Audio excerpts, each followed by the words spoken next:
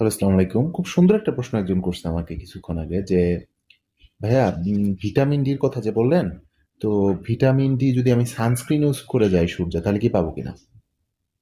খুব ভালো প্রশ্ন কিন্তু। উত্তর হচ্ছে হ্যাঁ, আপনি পাবেন।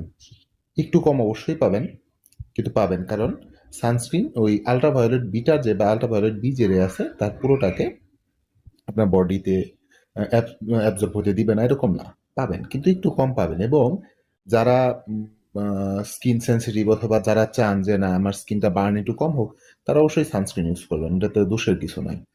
যদি আপনার আধা ঘন্টা প্লাস সময় হয়, সেক্ষেত্রে আপনি SPF 30 ইউজ করতে পারেন।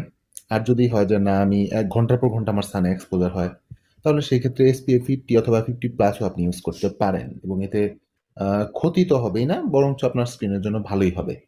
আর ভিটামিন যতটুকু পাওয়ার আপনি পাবেন, পর্যাপ্তই পাবেন। ধন্যবাদ।